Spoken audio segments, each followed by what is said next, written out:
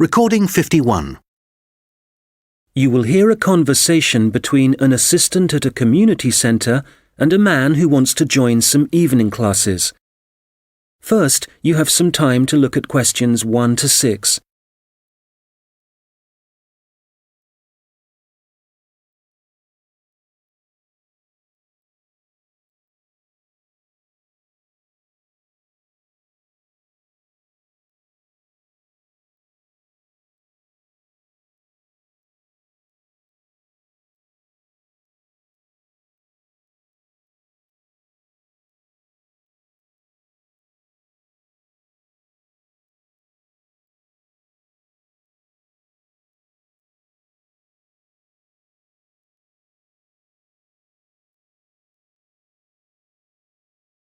Hello, Eastwood Community Centre.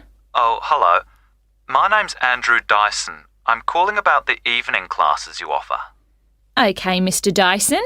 Are there any classes in particular that you're interested in? Yes, you've got a class called Painting with Watercolours, I believe. That's right. It's a popular class, so this term it'll be moving to the hall, so they've got more room. Right. I know it's on Tuesdays, but what time exactly?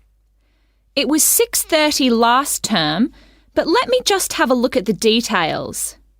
OK, it'll be 7:30 this time. Probably it suits more people. Well, it's my wife who's really interested, and that'll be good for her because she's home from work by 7:15. That'll give her just enough time to get there. What does she need to bring? OK, well, paints are provided by the tutor, I know that. The information says she'll need just a jar for water and some pencils for drawing. There are also lots of aprons here, so she needn't worry what she's wearing. And the cost for 4 classes is $45, including paints, as I said. OK. Now, we're both quite keen on the Maori language class. There are spaces on the next course, so you could join that. Oh, good. Which room will that be in? When you come in through the entrance of the community centre building, you'll need to go straight up the stairs in front of you, all the way to the top, and it's the small room you'll find there. I see. All right, and let me just check when it's starting. I heard from someone that the July course has been delayed until August. I'm afraid so, and we're halfway through the June course at the moment, so there's not much point you taking that. I guess we'll have to wait then. Well, when you do come, the tutor recommends bringing a small recorder with you, just so you can listen again later. And the cost for 5 classes is currently $40. OK, useful information to know. There's one more class I'm interested in. That's the digital photography class. Oh, I've taken that class myself. The tutor's very good. That'll be in room 9, and it's starting in 2 weeks' time, in the evening, every Wednesday at 6 o'clock. Obviously I need to bring the camera with me. I suppose it'd be useful to have the instructions that go with the camera too? I'd say so. Some people bring along a lot of accessories like extra lenses, but there's really no need for this class. It's mainly focusing on composition, really, and getting the most out of the basic camera. That's exactly what I need. And how much does it cost? Let's see. For 4 classes, it's $35.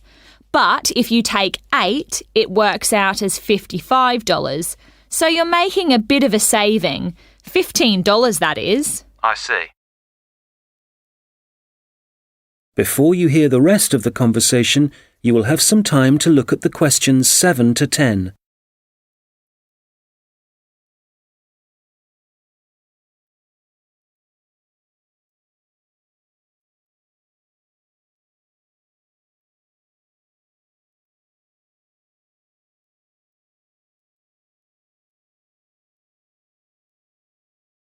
Now listen and answer questions 7 to 10. OK, now just another question for the watercolours class. I've just remembered that my wife asked me to find out about the level. Who's it for? OK, well, you don't have to be very skilled or anything like that. It's designed for beginners, actually. People who might see art as a hobby rather than as a professional opportunity. That sounds like my wife. And, who do I talk to if I want to find out some more about the Maori language classes? Probably best to talk to the tutor directly. He'll be in the office in about half an hour. His name's Jason Kuai. That's Kahhui. Good. I'll give him a call. Oh, if you do decide to come to the photography class, don't forget to look at your camera battery and make sure it's charged. I know it sounds obvious, but I've seen a few people suddenly find the cameras stopped working right in the middle of class. Yes, I can imagine it'd be easy to forget that. Oh, that reminds me. In the final week of the photography course, is it right that there's a visit to a show in the local area? I work in the city, you see, so I might have to come home early for that one. Yes, they'll decide the date once the class has started. Is there anything else I can... That is the end of section 1. You now have half a minute to check your answers.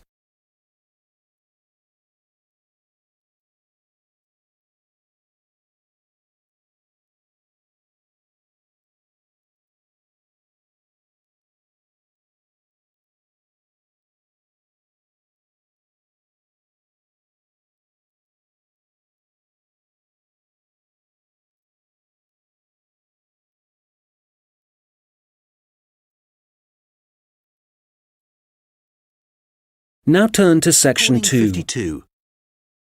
You will hear a project manager talking to voluntary workers about the tasks that need to be done. First, you have some time to look at questions 11 to 14.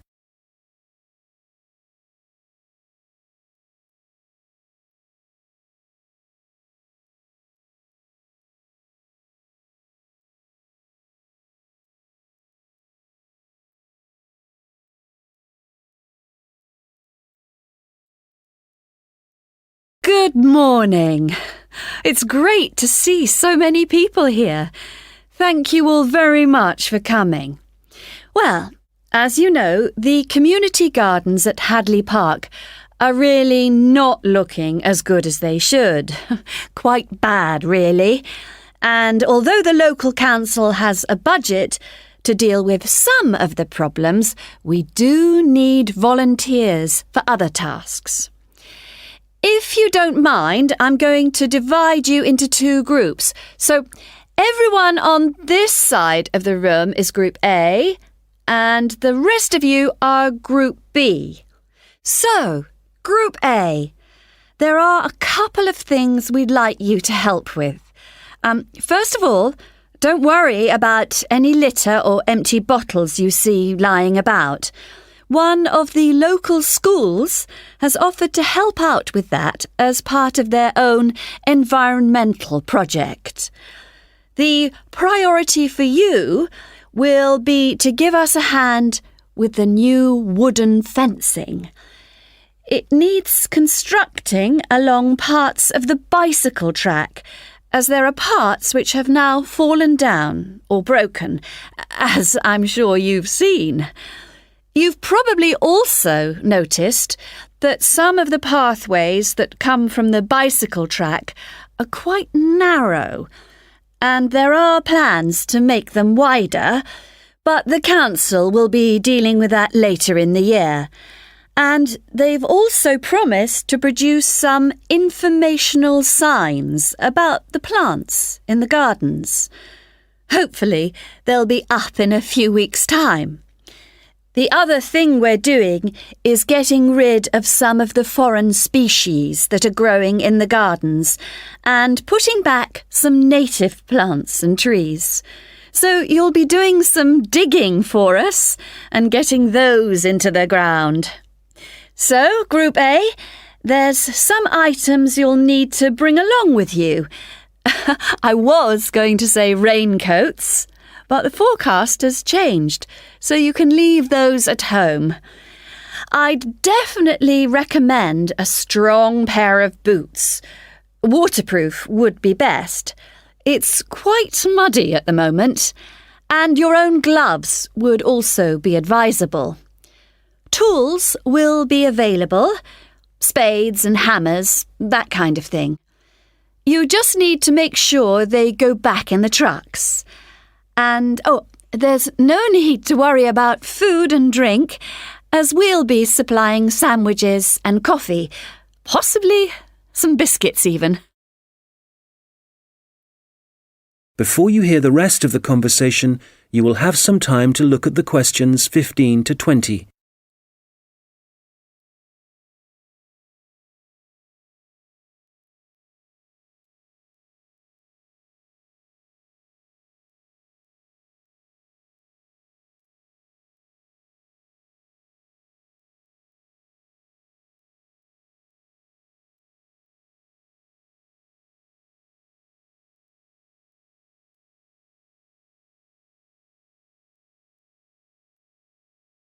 Now listen and answer questions 15 to 20.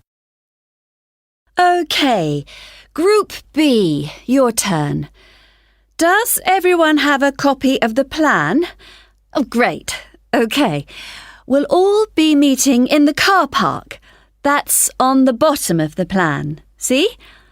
Now, if you've been assigned to the vegetable beds, to get there, you go out of the car park and go up the footpath until you reach the circle of trees. There they are, in the middle of the plan.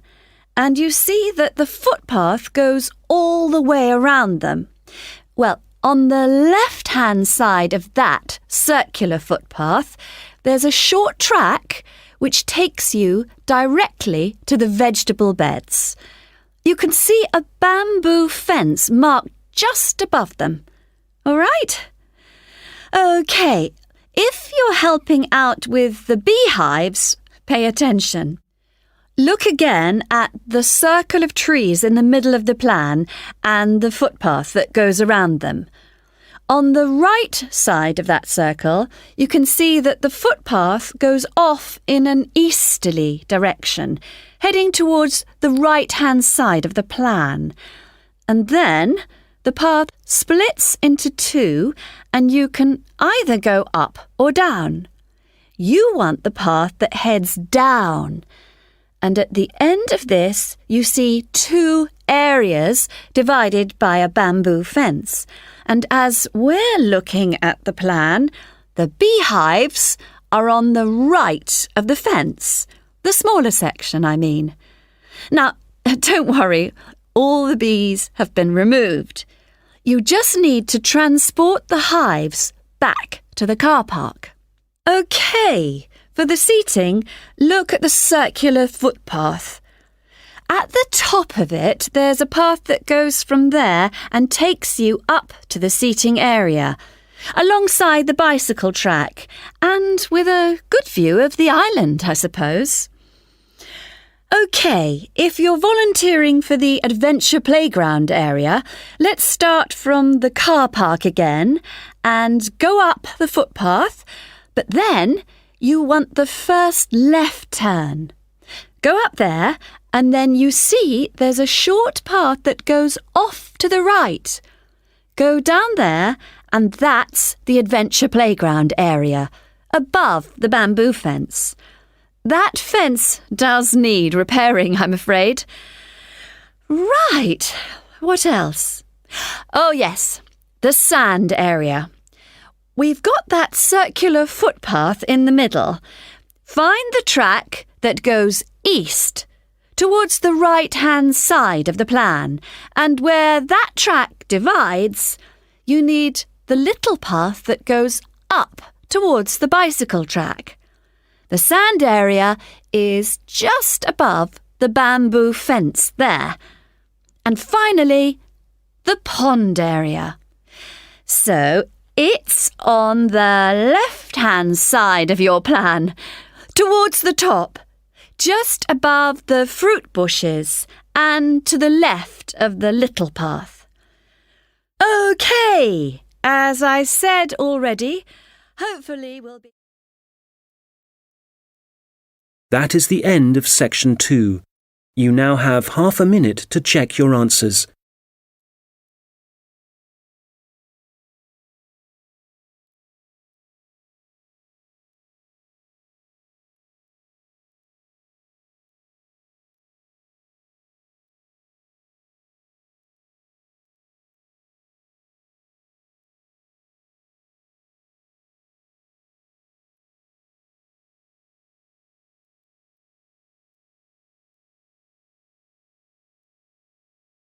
Now turn to section 3. You will hear 2 students discussing a presentation they are going to give.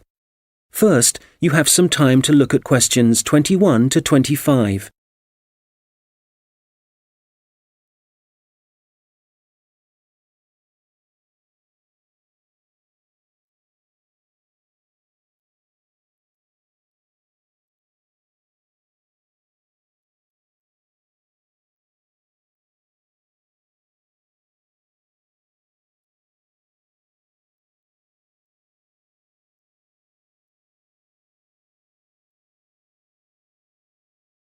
Hi, Robert. Hi. Sorry I'm late. I was just printing off some pages about food waste in Britain. Do you want to include Britain in the presentation? I thought we were concentrating on the USA.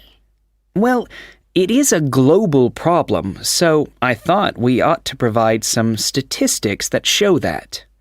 Fair enough. What did you find out? Well, I was looking at a British study from 2013. It basically concluded that 12 billion pounds worth of food and drink was thrown away each year, all of it ending up in landfill sites.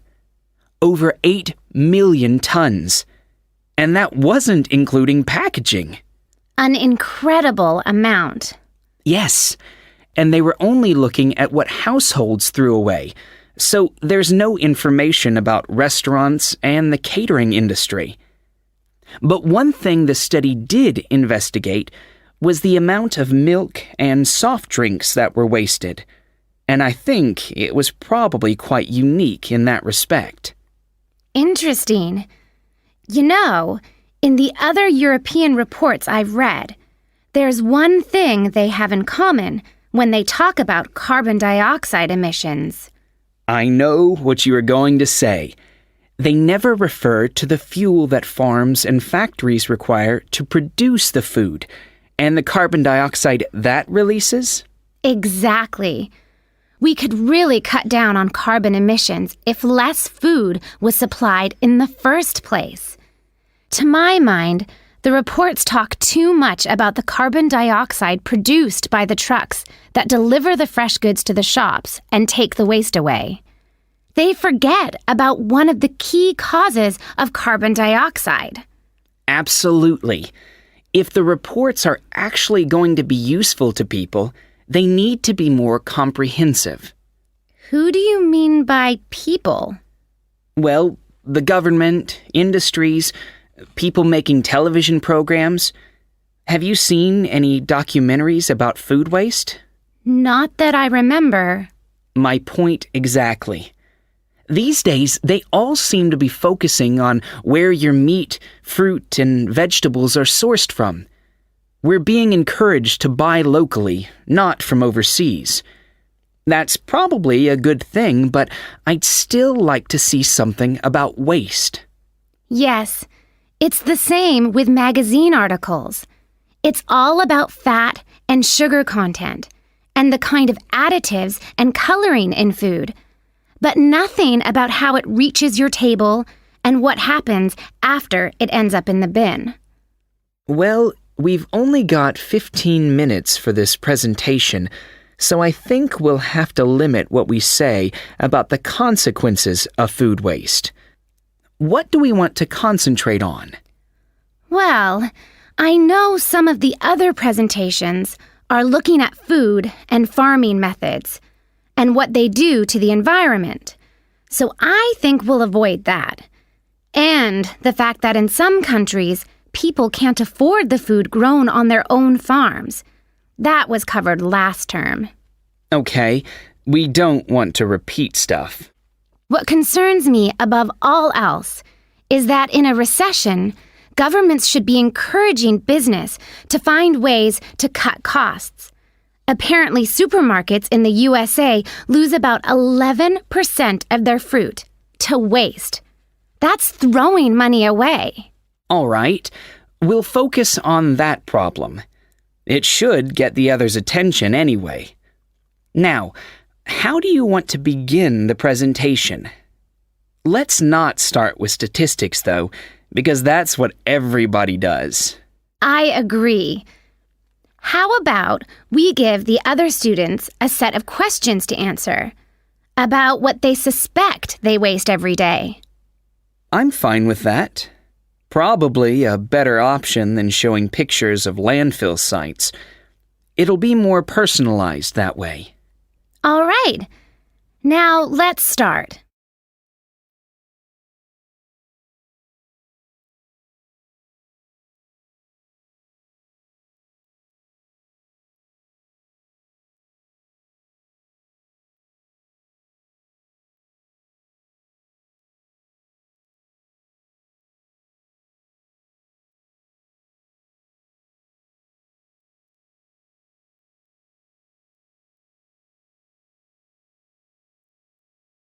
Now listen and answer questions 26 to 30.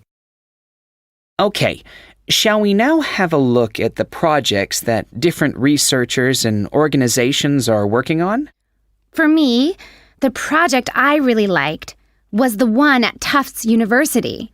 You know, where they've invented tiny edible patches to stick on fresh foods that show you what level of bacteria is present, and so whether you can still eat it. It's a great idea, as it tells you if you need to hurry up and eat the food before it goes off.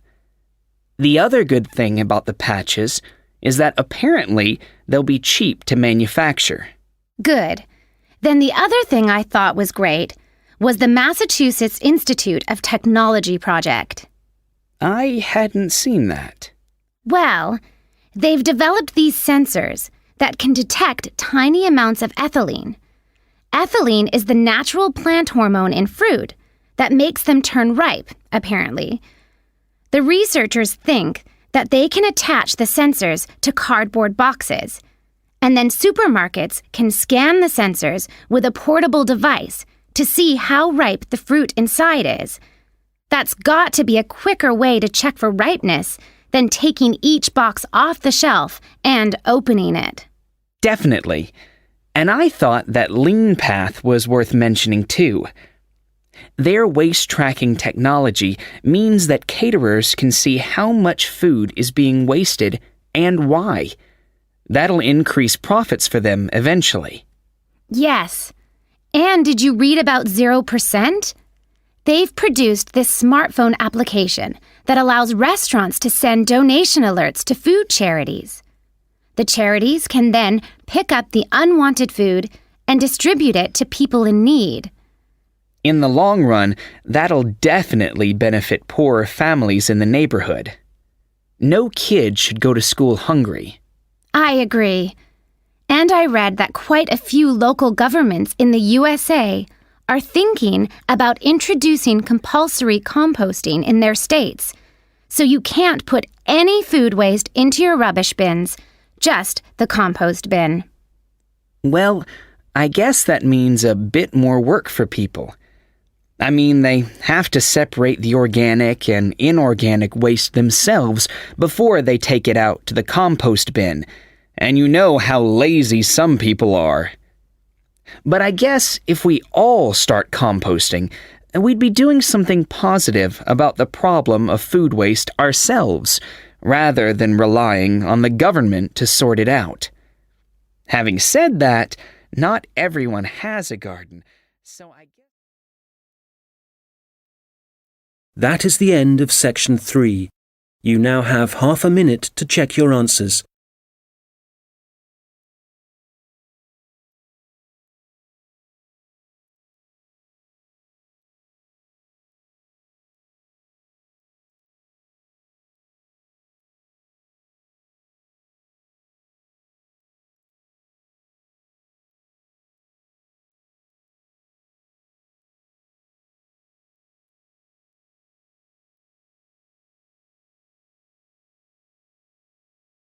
Now turn to section 4. You will hear a lecture about Maori kite making. First, you have some time to look at questions 31 to 40.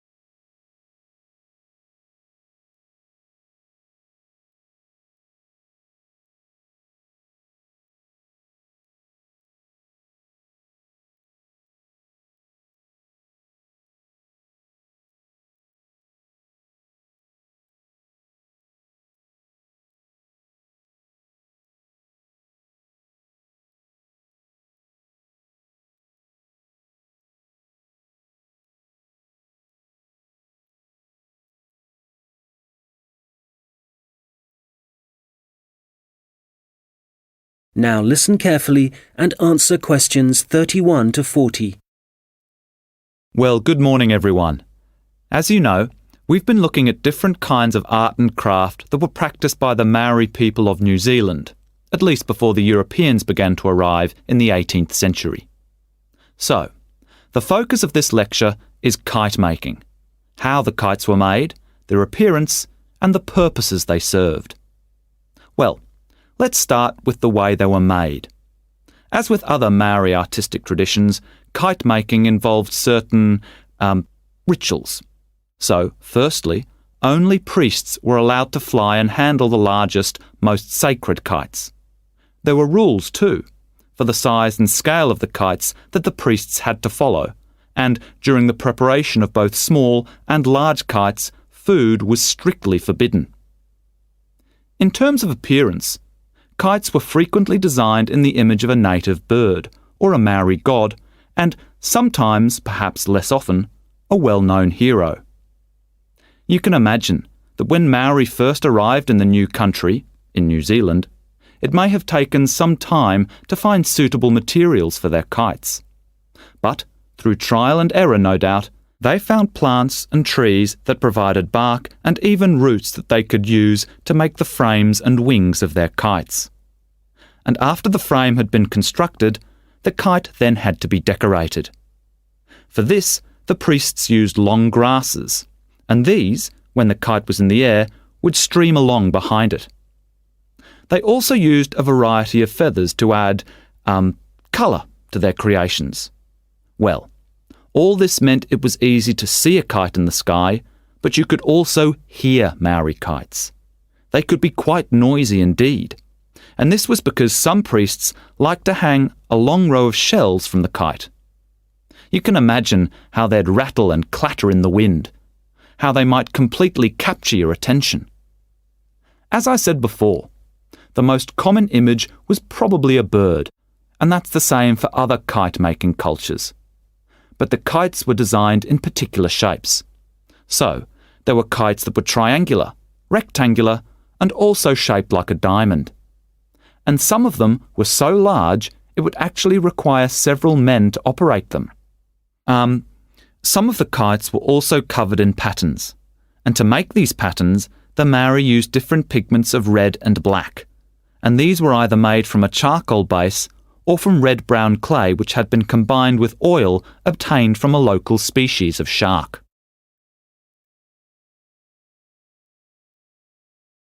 Now, before I forget, if you have a chance, do visit the Auckland Museum, because they have the last surviving Birdman kite on display. This is the kind of kite that has a wooden mask at the top of the frame. It's a mask of a human head, and you can clearly see it has a tattoo and also a set of teeth. Quite impressive, and a good example of Maori craftsmanship and symbolism. Right, turning to the purpose and function of the kites. They certainly had multiple uses. Primarily, the flying of kites was a way of communicating with the gods, and when the kites rose into the air, the Maori used them to deliver messages, perhaps requesting a good harvest, good fortune in war, a successful hunting expedition. so these kites were incredibly valuable to a community. Treasured objects that one generation would pass to the next. People would also fly kites for other reasons. For example, to attract the attention of a neighbouring village. This was done when a meeting was required between Maori elders, a convenient method indeed.